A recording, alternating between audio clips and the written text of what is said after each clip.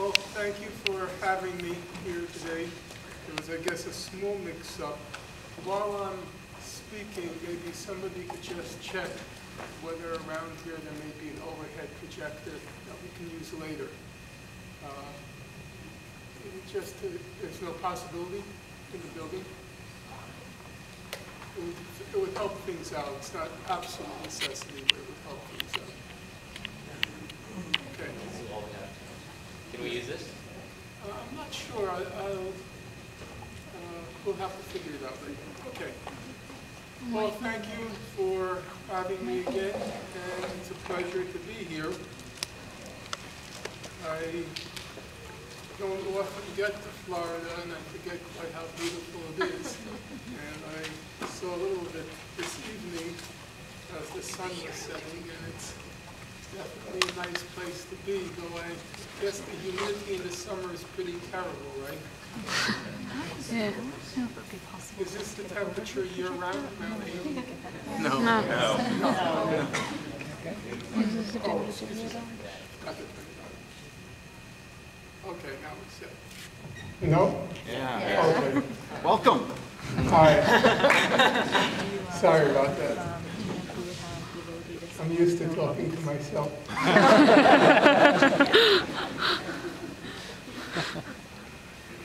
So this is the temperature for the winter, 80? No? Close enough. Where does it get to in December? 70s. It's like Chicago. No, it's not. In Chicago 7 years, I think I saw the sun once. Disgusting place. Well, I arrived here and I had to make a call, and I picked up the phone, and as the call was complete, I got a message that said, "Remember to vote for Barack Obama." And I thought to myself, he didn't remember who voted for him, so I won't remember to vote for him next time. Nice.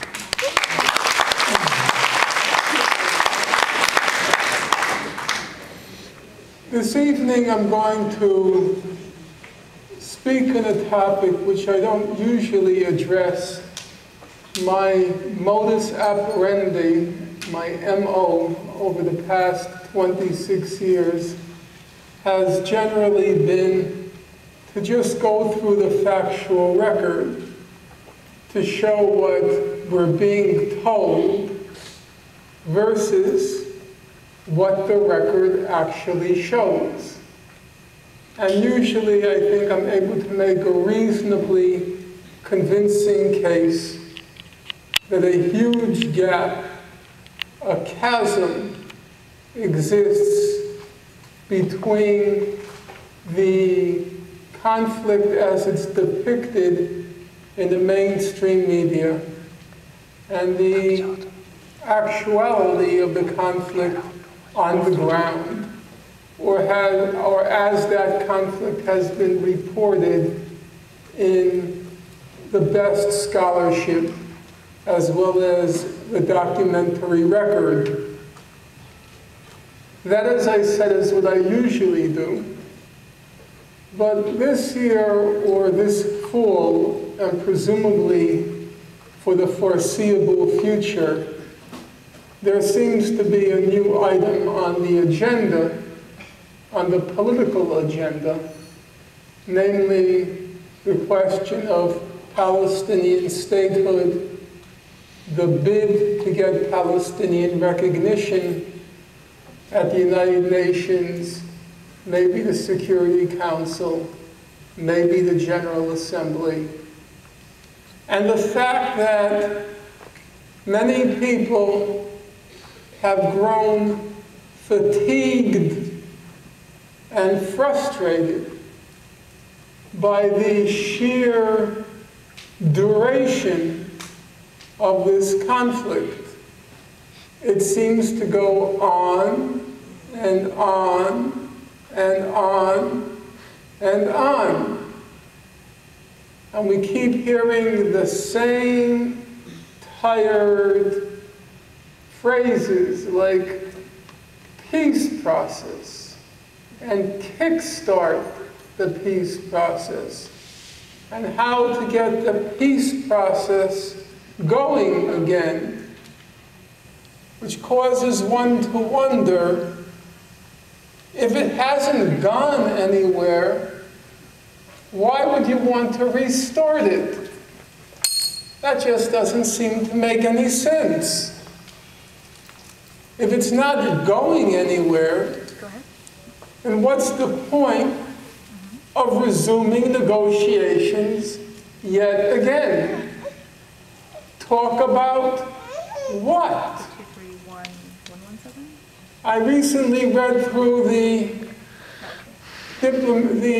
internal record of the negotiations that unfolded between 1999 and 2009. The record as it was released by Al Jazeera and came to be called the Palestine Papers. And it runs to quite a significant number of pages, probably between the order of 10 and 15,000 pages. And you read it, and it begins to feel like that children's song. The wheels on the bus go round and round, round and round, round and round. Nothing happens. So, with that in mind, the topic that I'll be discussing this evening is maybe slightly presumptuous. Hopefully it will soon come out in the form of a little book with a Palestinian friend of mine who I highly respect, Muin Rabbani. The topic is, as well as the forthcoming little book, is simply called How to Solve the Israel-Palestine Conflict. Now, you might say, we've heard that before also. But I do think that now the prospects are better than ever. The prospects are now better than ever that the conflict can be resolved, that there is a way to achieve a just and reasonable peace between Israelis and Palestinians, for them to be able to resume after so many decades, in fact now probably over a century, for the people of Palestine to resume a more or less normal life and to move on. As I said, I think the prospects are now better than ever because there have been important new developments which have been inspired by the young people around the world, joined by older people, fortunately, but still inspired by the younger people. And most notably, I have in mind, as I'm sure you know, what's come to be called the Arab Spring. One of the main outcomes of the Arab Spring, direct and indirect, one of the main outcomes is that Israel's formerly two main allies in the Arab Muslim world, namely Turkey and Egypt, have now, as it were, fallen out of the fold. You can't say with certainty where things are headed, but the Prime Minister of Turkey, Mr. Erdogan, has certainly been making a forceful case in support of the Palestinians. And the Egyptian provisional leadership, although it's certainly not what one would have hoped for, nonetheless can't help but be responsive to the sentiments and the passions of the people. And the people of Egypt have made clear in various manifestations that the fate of the people of Palestine means something to them. And so Israel's formerly two major allies have now become, in one form or another, major champions of the cause of Palestine. Moving beyond the Muslim Arab world, it's quite clear that Israel's stock has fallen dramatically in the world. You can see it from the various polls by BBC, Pew, many different polls. They show almost every year now, or you could say maybe the last 8 years, every year when the question is put by BBC, its World Service poll, the question is put, which countries do you think are having a positive impact on the world, and which countries do you think are exerting a negative impact on the world? In the negative impact on the world, the four countries always come up together, the same for Iran, North Korea, Pakistan, and Israel. Those four every year come up together as exerting the most negative impact in the world. Surprisingly, given how much the mainstream media peddle the lies and falsities on the Israel-Palestine conflict, there were several polls recently taken on the question of, do you or don't you support the Palestinian bid for statehood? In the last BBC poll, in every country polled, in every single one, the Palestinians got at least a plurality of support, and in half, as many as a majority supported statehood. You'll be surprised to learn, I think, at any rate I was surprised to learn, that was true even in the United States. Even though the President of the United States was vocally and vehemently opposed to the Palestinian bid for statehood, even though both houses of Congress were opposed, even though both political parties were in fact fanatically opposed, even though all the mainstream media was opposed, to the credit of the American people, they were able to see through the lies and see through the misinformation, see through the disinformation, and 45% of the American people said they supported it, and between 25 and 36% say they opposed. So, for the first time in a very long time, the Americans fell in basically with the rest of international opinion, namely a plurality, nearly a majority, despite what the government, its representatives, and the media were saying. They came out in support of the Palestinian bid for statehood. And my guess is they did so for a very commonsensical reason.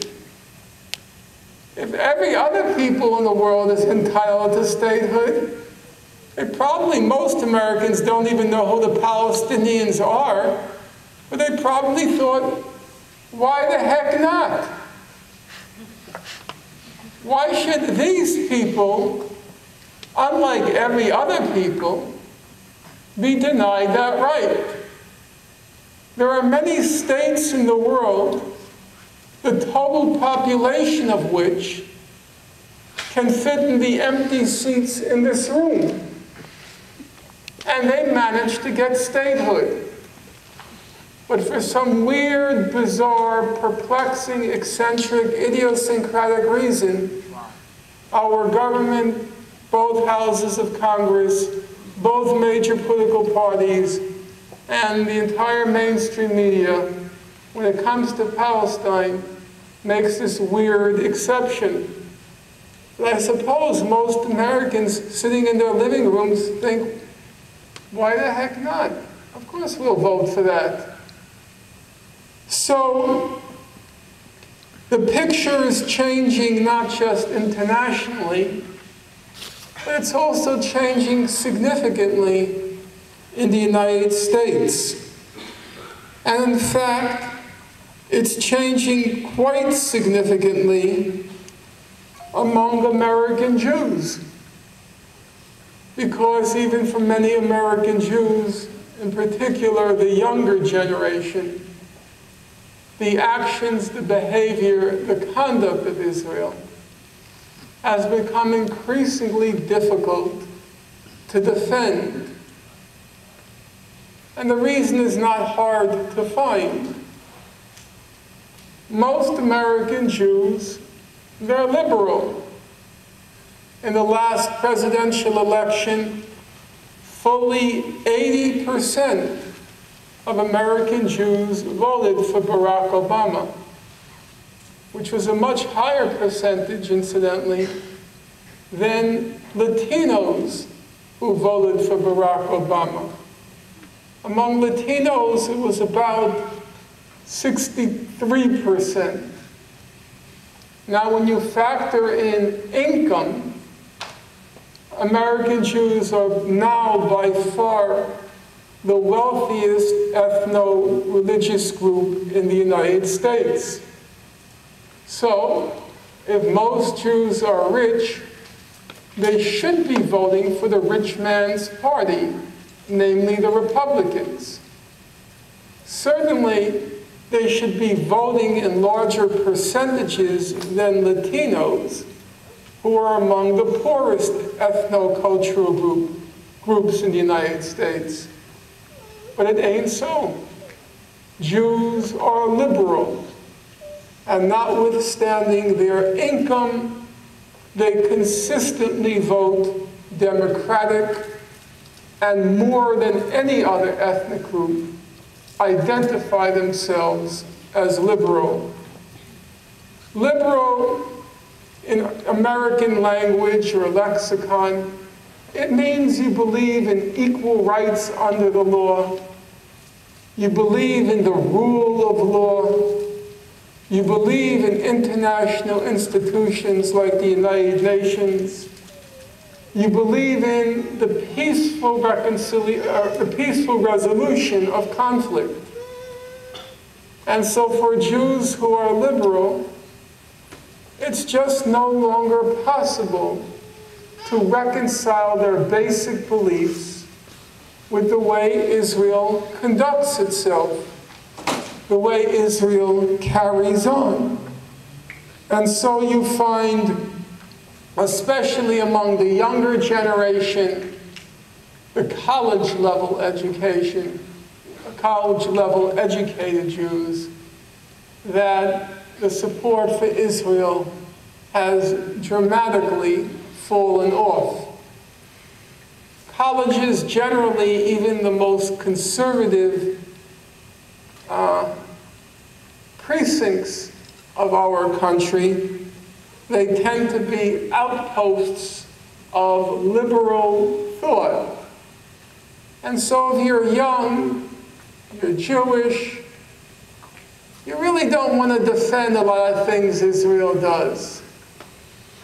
So during the last Israeli assault on Gaza, they dropped white phosphorus, a substance that reaches 1,500 degrees Fahrenheit.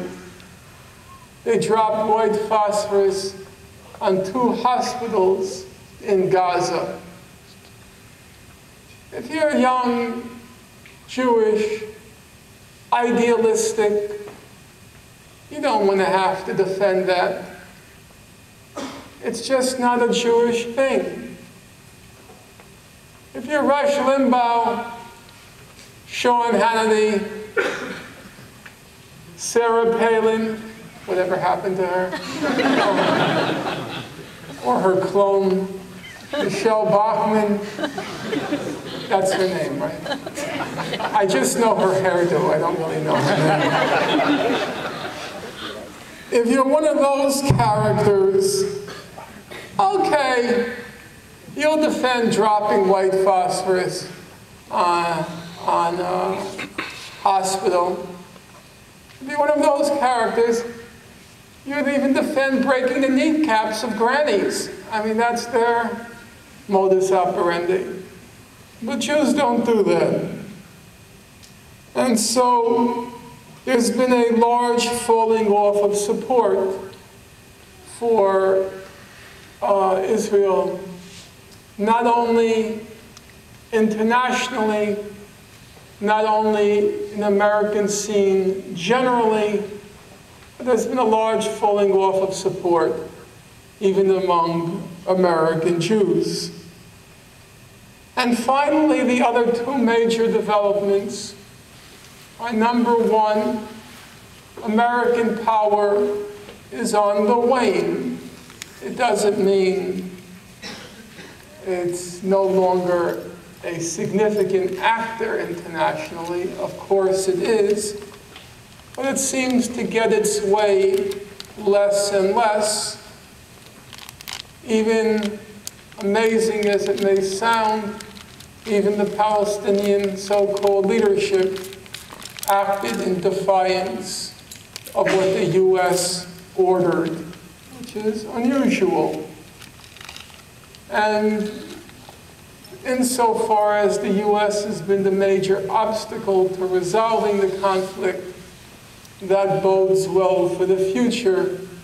Its ability to block a settlement of the conflict has, to a degree, diminished. So, to round out that introduction, it's simply a way of saying that there are many new factors which give reason to hope that the conflict can find a resolution. But that, of course, leaves open a big question, namely, what kind of resolution? How should we conceive the goal of a movement to resolve the conflict? And as many people as there are in this room, I suspect there are nearly as many different proposals and different recommendations and different conceptions of what constitutes a just and reasonable resolution of the conflict. And that's exactly why, in my opinion, we should not look to each of our opinions on how to solve the conflict as the basis for finding a common denominator. very often people get put the question, do you support one state or two states? As if politics were like a Chinese menu. I'll take one from column A and two from column B. That's not politics. The first and most obvious point is what you or I support personally is totally beside the point. Well, if what you and I support personally is beside the point, then how do you arrive at a goal, at a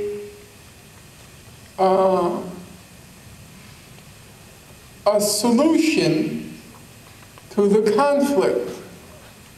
And here I think a useful person to read, to look at, because he was politically quite shrewd, and he had steeped himself in a struggle not unlike the one the Palestinians confront, namely Mr. Gandhi. Like the Palestinians, he was up against a quite formidable adversary. In his case, it was the most powerful empire hitherto in the history of the world, namely the British Empire. And the case of the Palestinians, it's Israel, but Israel backed by the successor to the British Empire, namely the US. So it does seem to me worthwhile to look at how Gandhi approached the problem. Now, I happened a couple of years ago to read through some of Gandhi's collected works. His collected works are quite large. 110 volumes, and each volume is about 500 pages. That's a lot. Most of it had very little to do with politics. Gandhi was, of course, immersed in politics, but he was also immersed in diet and health. He was, yes, very preoccupied with diet and health. And most of his 110 volumes, I think, are devoted to that subject. My books don't sell very well.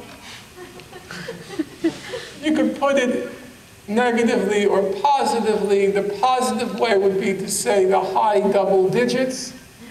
The negative way to say, I'm still looking for that first royalty check. Still checking my mailbox each morning.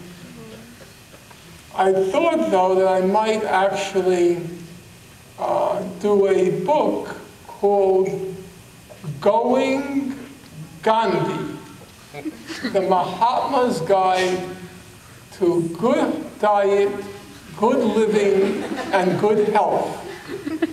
How many of you would buy that book? The Mahatma's Guide to Good Diet, Good Living, and Good Health. Raise your hand. I have to know, because notice that this is an audience that's presumably sympathetic to me, and I got 5 hands raised. Okay, I think I'm going to drop that idea. But he also did, of course, have a lot to say about politics. And the insight of his, which I found most useful, he said that politics is not about trying to change public opinion. Politics is not about trying to change public opinion. Politics, he said, is about trying to get people to act on what they already know is wrong. The whole point of his nonviolent disobedience, civil disobedience, what he called satyagraha, the whole point of it was what he said, to quicken the dead conscience of public opinion into life, to get people to act on what they already know is wrong. I grew up politically in a tradition which said that I and people of my ideological slant, that we knew the truth. We were, and our job in life was to bring light where there was darkness, to bring illumination to the benighted masses who suffered from false consciousness and all sorts of mistaken ideas. But Gandhi said, that's not the purpose of politics. Politics is not about trying to enlighten people. Politics is about trying to get people to act on what in their enlightenment they already know is wrong. So what does that mean practically? I'll give you an example. During the winter, I always go jogging, when I could still jog, on the same path. And as I'm jogging, there's an overpass, and in the winter there are always some Mexicans, homeless, who work by day, and at night they sleep under the overpass. And they're shivering, they're freezing, because in New York the winters are a little colder than 70 degrees. And every time for years I would pass them, I would say, I would resolve, I'm going to give them one of my winter coats. Because I have a whole closet of winter coats that go back literally to when I was 16 years old, and I purchased a wonderful Mighty Mac winter coat. Cost $80 back then, now it would be only God knows. And I have the whole series of winter coats in my closet, most of them in perfectly fine condition. I've not worn them in 30 years. It's no sweat off my back to give it to the guys. But I never do it. I resolve, I resolve, I resolve. But I just never do it. And that's many of us. Most of us. Probably all of us. There are 1,000 things that go on around us each day that we know are wrong, but we don't do anything about it. And so Gandhi said, what we have to do is awaken people's consciences and get them to act on what they know is wrong. And the way he wanted to get them to act was, of course, through nonviolent civil disobedience. But there is a qualification. And the qualification, said Gandhi, is it's not enough if the means you use, namely nonviolence, if the means you use are just, that's not enough. The goal that you set for yourself, the goal has to be also just, or people won't respond to it. It's not enough to have just means. you also have to have just ends. I know that sounds a little bit abstract, so let me try to make it concrete. Let's take the case of abortion in the United States. Americans are pretty much right down the middle on abortion. About 50% are what's called pro-choice, and about 50% are what's called pro-life. So if I were to ask this audience, how many of you would call yourselves pro-choice? Raise your hand. That's exactly what I expect. How many of you would call yourselves pro-life? Raise your hand. Exactly, half and half. That's representative of American opinion. Now, listen up. Let's say the pro-life people, they decided that en masse they were going to descend on all the abortion clinics in the United States, and they said, we are going on a hunger strike, a fast, to the death until this abortion clinic is shut. Okay? They're using non-violent means. They say we're going to go on a hunger strike to the death unless this abortion clinic is shut down. Will the pro-choice people be moved by such a spectacle? Will they be moved to, for example, advocate shutting down the abortion clinic? And he has the look, he's shaking his head, and quite rightfully, he's saying, of course not. Of course not.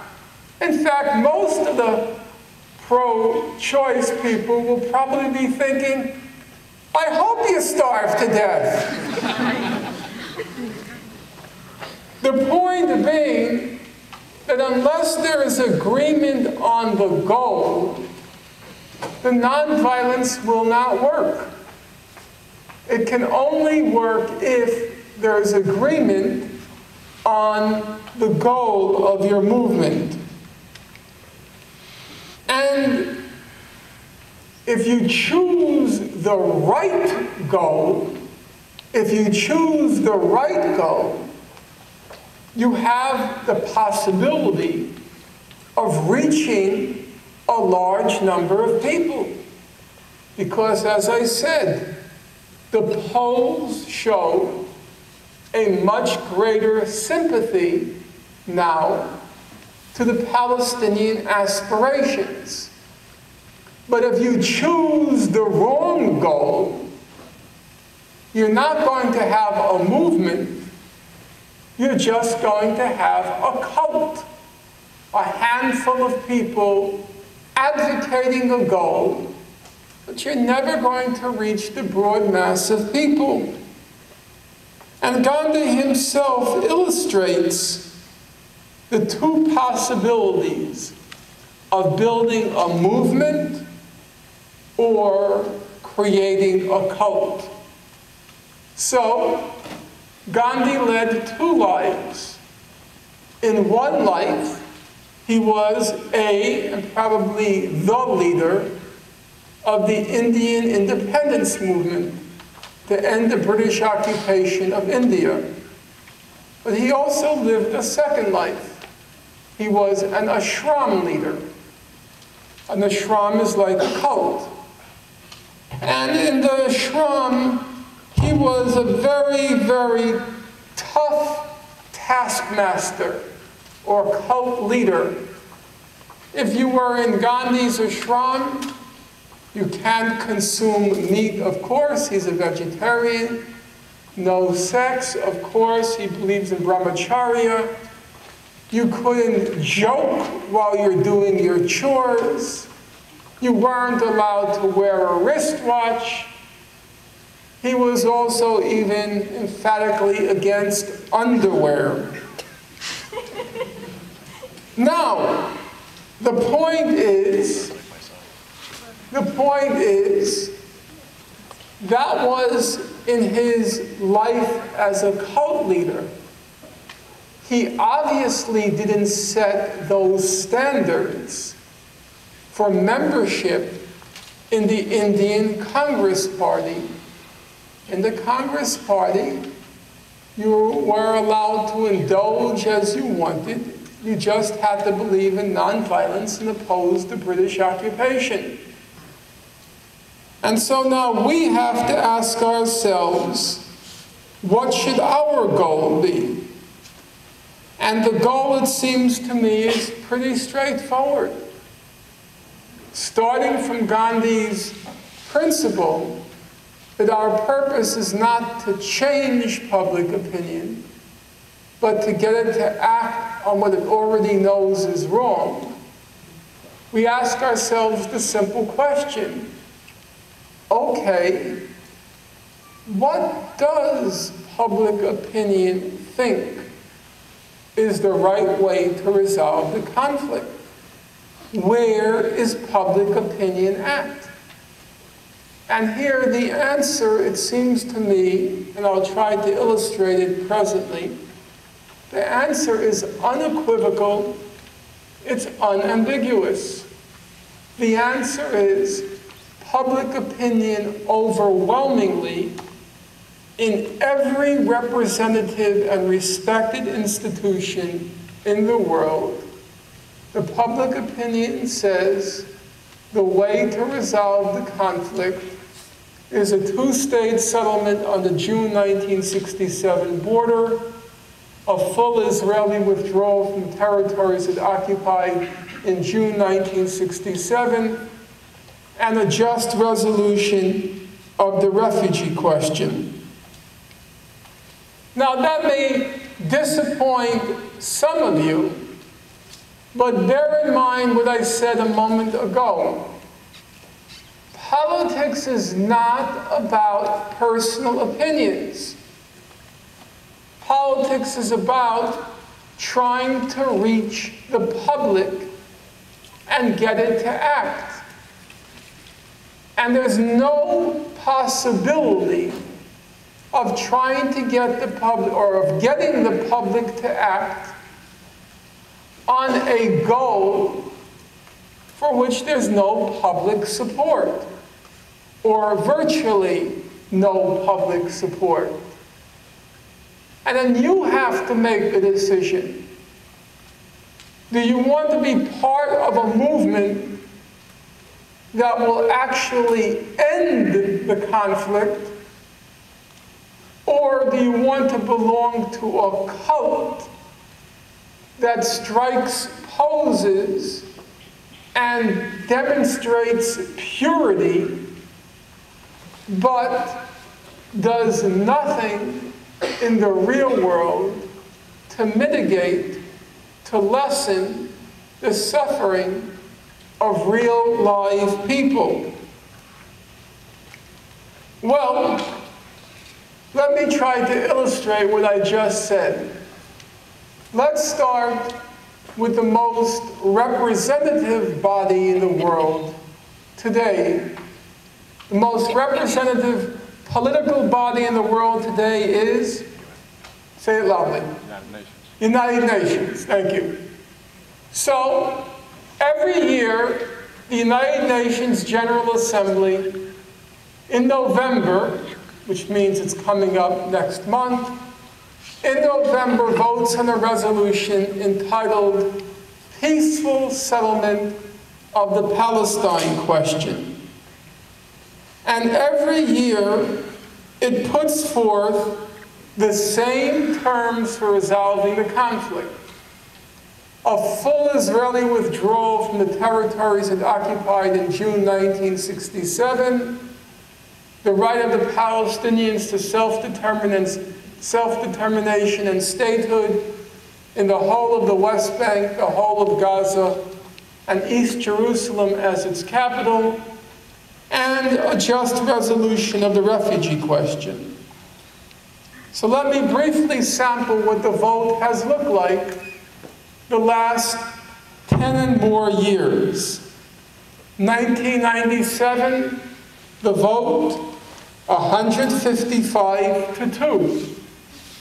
The two negative votes, Israel and the United States. 1998, the vote 154 to 2, the two negative votes, Israel and the United States. 2004, the vote 161 to 7. So some of you are thinking, aha, it's already grown to 7 in the negative column. That's true. Israel, the United States, Australia, Grenada, the Marshall Islands, Micronesia, and Palau. 2008, the vote, 164 to 7. The 7, Israel, the US, Australia, the Marshall Islands, Micronesia, Nauru, Palau. The past year, 2010, the vote, 165 to 7. The negatives, Israel, the United States, Australia, the Marshall Islands, Micronesia, Nauru, and Palau. That's it. Some of you a little bit embarrassed and nervous laughter. You never heard of Nauru and Palau. A little ashamed. You're in college. Some of you in college have never heard of Canada.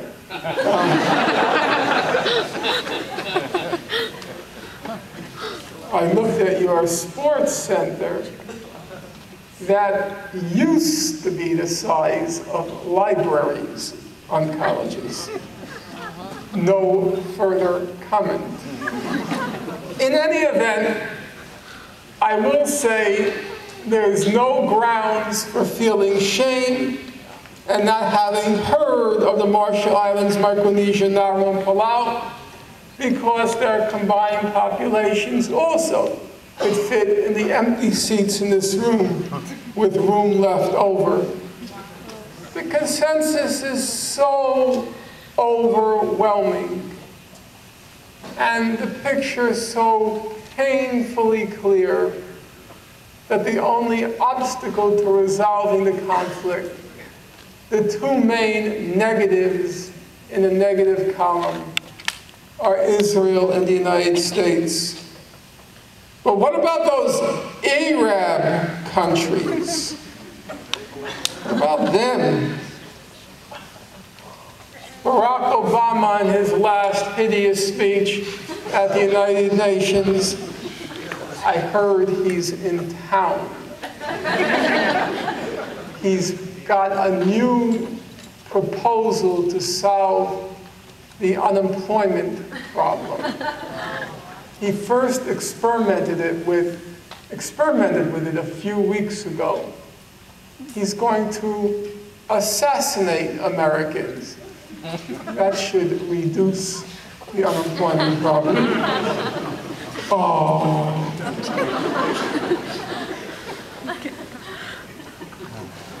He did assassinate an American. Two, excuse me. In any event, Mr. Obama said in his United Nations speech, he said the Arab states, they must officially recognize Israel. Mr. Obama was a little bit behind the times, because already in March 2002, the Arab League put forth what came to be called the Arab Peace Initiative.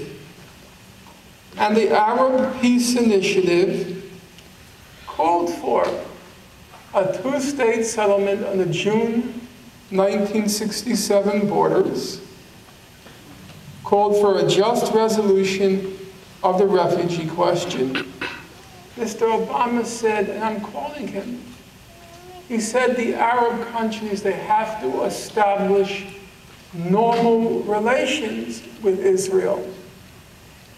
That rang the bell for me, because I went back and looked at the Arab Peace Initiative, and it said, if Israel withdraws, justly resolves the refugee question, I'm quoting it.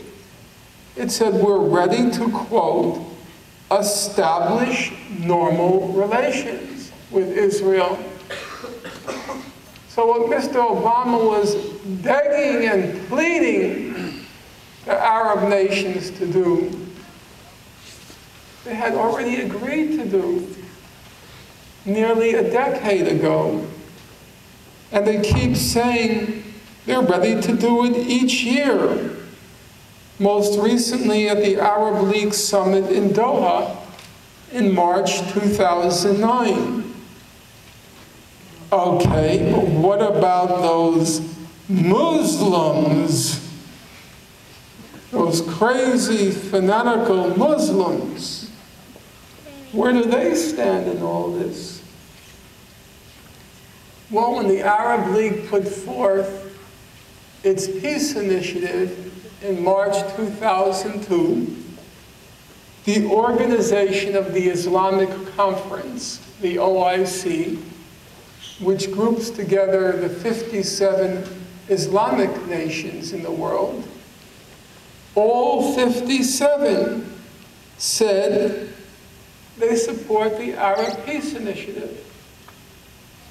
So now you have all 22 members of the Arab League, the vote was 22-0. All 22 members of the Arab League said they support the Arab Peace Initiative. All 57 members of the Organization of the Islamic Conference, they said they supported it.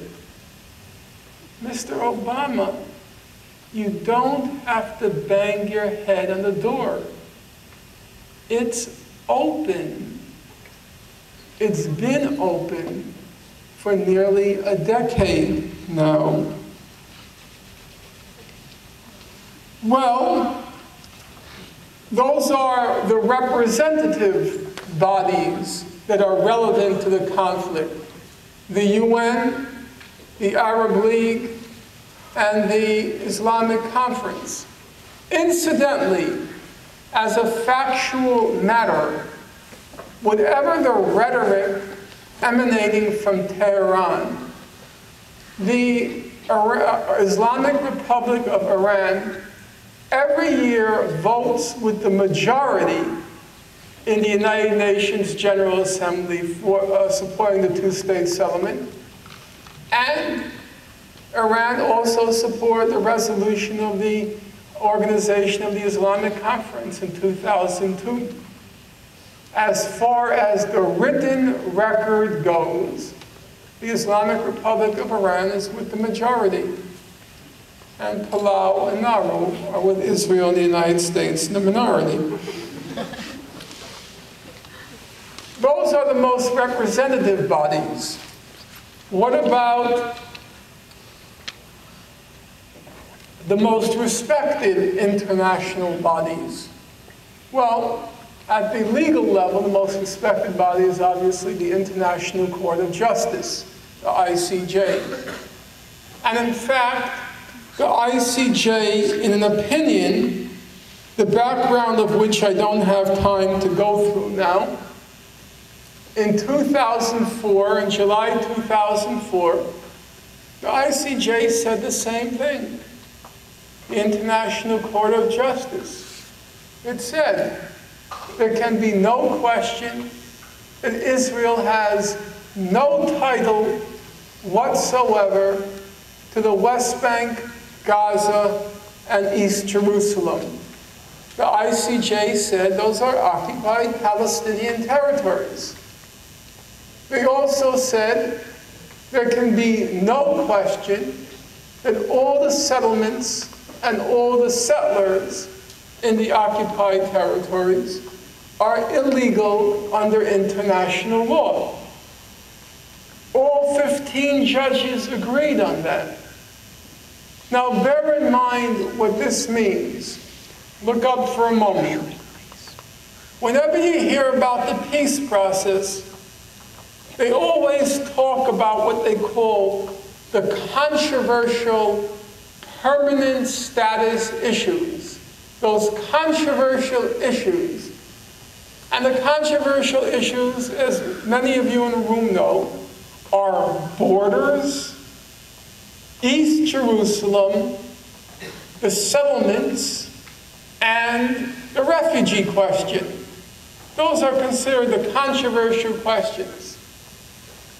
But in the real world, there's no controversy whatsoever in those questions. Every justice, all 15, every justice in the International Court, including the American judge, Thomas Bergenthal, who is Jewish and a Holocaust survivor. But he said there can't be any doubt but that the settlements are illegal under international law. Article 49 of the Fourth Geneva Convention. There can't be any doubt or dispute on that issue. Everybody agrees Israel has no title to any of the West Bank in Gaza.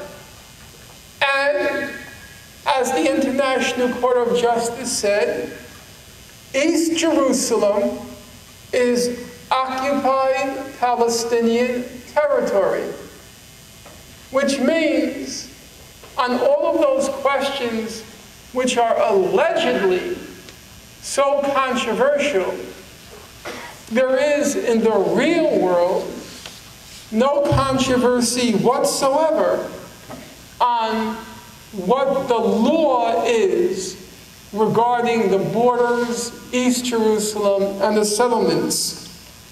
In fact, surprisingly, or it might surprise some of you in the room, there's no controversy in the real world on even the refugee question. The most respected human rights organizations in the world are Amnesty is one, and what would be the second? What? Red Cross is not considered a human rights organization, it's considered a humanitarian organization. Namely, it supplies humanitarian aid. Human rights organizations generally are those which delineate what the law is. So what would be the second? Human Rights Watch. Exactly. Human Rights Watch. So, without having cued anyone in the audience, the two answers we got were Amnesty International and Human Rights Watch. So what did they have to say about the refugee question? Here is Human Rights Watch. Human Rights Watch urges Israel to recognize the right to return for those Palestinians and their descendants who fled from territory that is now within the state of Israel and who have maintained appropriate links with that territory.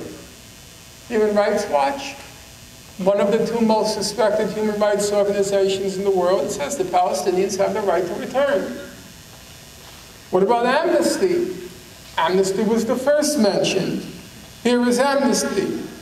Amnesty calls to Palestinians who fled or were expelled from Israel, the West Bank, or Gaza Strip, along with those of their descendants who have maintained genuine links with the area, to be able to exercise their right of return. And as I mentioned already, every year, the United Nations General Assembly, in its resolution, it calls, in addition to a two-state settlement on the June 1967 border, it also calls for a just resolution